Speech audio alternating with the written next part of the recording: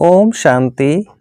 24 फरवरी 2023 ईश्वरीय ज्ञान। आज की मुरली। मीठे बच्चे, अभी यह तुम्हारा अंतिम जन्म है। खेल पूरा होता है, इसलिए पावन बन घर जाना है। फिर सतयुग से हिस्ट्री रिपीट होगी। प्रश्न: घर बार संभालते हुए कौन सी कमाल तुम बच्चे ही कर सकते हो?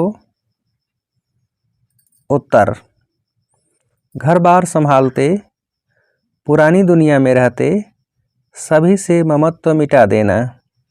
देह सहित जो भी पुरानी चीज़ें हैं उन्हें भूल जाना। यह है तुम बच्चों की कमाल। इसे ही सतोप्रधान संन्यास कहा जाता है, जो बाप ही तुम्हें सिखलाते हैं। तुम बच्चे इस अंतिम जन्म में पवित्र रहने की प्रतिज्ञा करते हो। फिर 21 जन्म के लिए यह पवित्रता कायम हो जाती है। ऐसी कमाल और कोई कर नहीं सकता। गीत: तुम ही हो माता, पिता तुम ही हो। ओम शांति। बच्चों को ओम शांति का अर्थ बिल्कुल सहज समझाया जाता है। हर एक बात सहज है। सहज राजाई प्राप्त करते हैं। कहाँ के लिए? सतयुग के लिए। उनको जीवन मुक्ति कहा जाता है। वहाँ रावण के यह भूत होते नहीं। कोई को क्रोध आता है तो कहा जाता है तुम्हारे में यह भूत है। अच्छा, बच्चों को समझाया है। ओम का अर्थ है मैं आत्मा, फिर मेरा शरीर। हर एक के शरीर रूपी रथ में आत्मा रथी बैठी हुई है। आत्मा की ताकत से यह रथ चलता है। आत्मा को यह शरीर घड़ी घड़ी लेना और छोड़ना पड़ता है। यह तो बच्चे जानते हैं। भारत अभी दुखधाम है। आधा कल पहले सुखधाम था। ऑलमाइटी गवर्नमेंट थी, क्योंकि ऑलमाइटी अथॉरिटी ने भारत में देवताओं के राज्य की स्थापना की। वहाँ एक धर्म था। आज से 5000 वर्ष पहले बरोबर लक्ष्मी नारायण का राज्य था।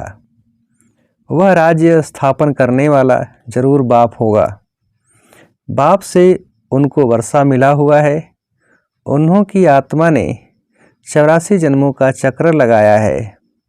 भारतवासी ही इन वर्णों में आते हैं। अभी हैं शूद्र वर्ण में। शूद्र वर्ण के बाद सर्वोत्तम ब्राह्मण वर्ण आता है। ब्राह्मण वर्ण माना ब्रह्मा के मुख वंशावली हैं। प्रजापिता ब्रह्मा के जरूर एडाप्टेड बच्चे होंगे। बच्चे जानते हैं कि भारत पूज्य था, अब पुजारी है। बाप तो सदैव पूज्य है। वह आते जरूर हैं पतितों को पावन बनाने। सतयुग है पावन दुनिया। सतयुग में पतित पावनी गंगा यह नाम ही नहीं होगा, क्योंकि वह है ही पावन दुनिया। सभी पुण्य आत्माएँ हैं, नो पापात्मा। कलयुग में फिर नो पुण्यात्मा, सब पापात्माएँ हैं। पुण्य आत्मा पवित्र को कहा जाता है। भारत में ही बहुत दान पुण्य करते हैं।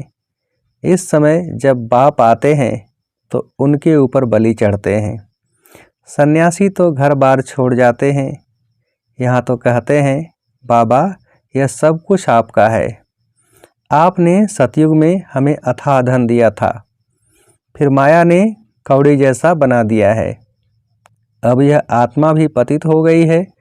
तन मन धन सब पतित है। आत्मा पहले पहले पवित्र रहती है, फिर पाठ बजाते बजाते पतित बन जाती है। गोल्डन, सिल्वर, इन स्टेजेस में मनुष्य को आना है जरूर। सारा चक्र लगाकर पिछाड़ी में तमोप्रधान झूठा जेवर बनना है। सब आत्माएं ईश्वर के लिए झूठ बोलती रहती हैं, क्योंकि उनको सिखाया गया है ईश्वर सर्वव्यापी है। गाते भी हैं तो माता पिता हम बालक तेरे। लक्ष्मी नारायण के आगे भी जाकर यह महिमा करते हैं, परंतु उनको तो अपना एक बच्चा एक बच्ची होता है।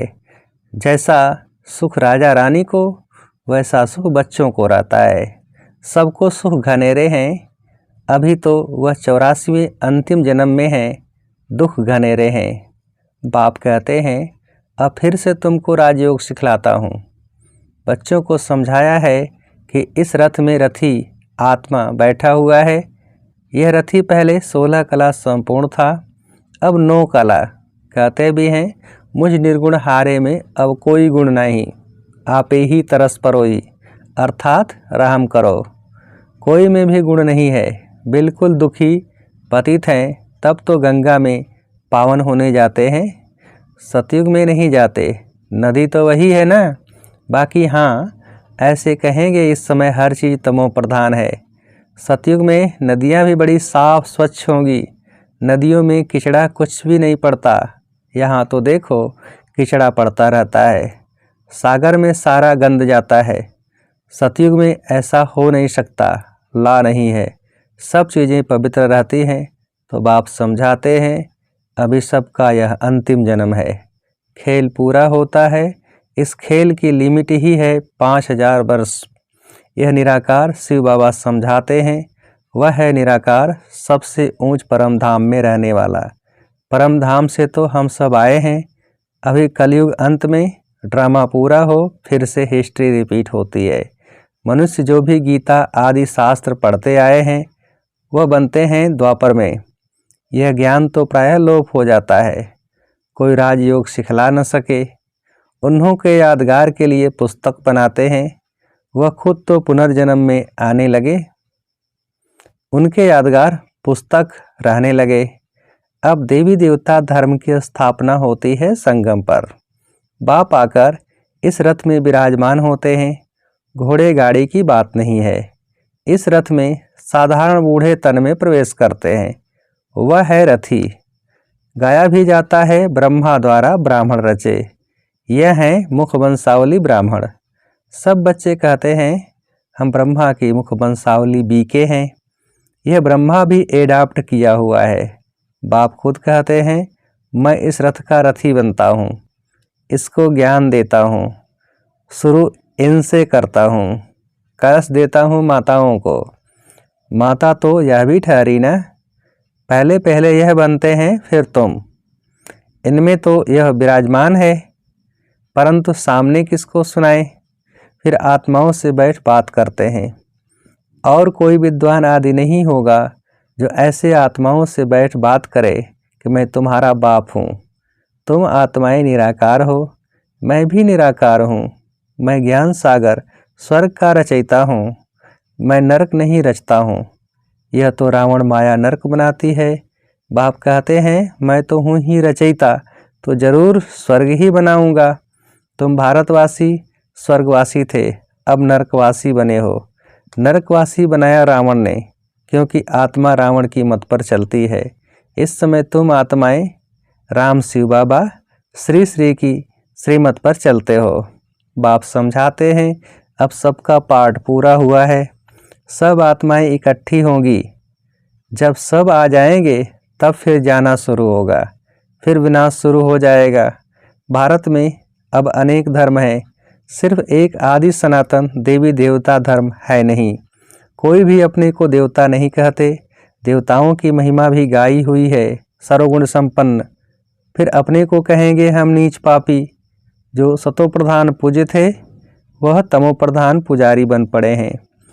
द्वापर से रावण का राज्य शुरू होता है। राम राज्य है ब्रह्मा का दिन, रावण राज्य है ब्रह्मा की रात। अब बाप कब आए? जब ब्रह्मा की रात पूरी हो तब तो आए ना, और इसी ब्रह्मा के तन में आए, तब तो ब्रह्मा से ब्राह्मण पैदा हो। उन ब्राह्मणों को राजयोग सिखलाते हैं।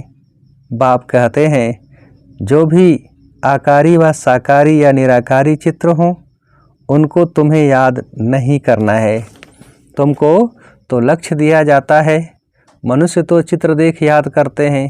बाबा कहते हैं, चित्रों को देखना बंद करो, यह है भक्ति मार्ग। अभी तो तुम आत्माओं को वापस मेरे पास आना है। पापों का बोझा सिर पर बहुत है।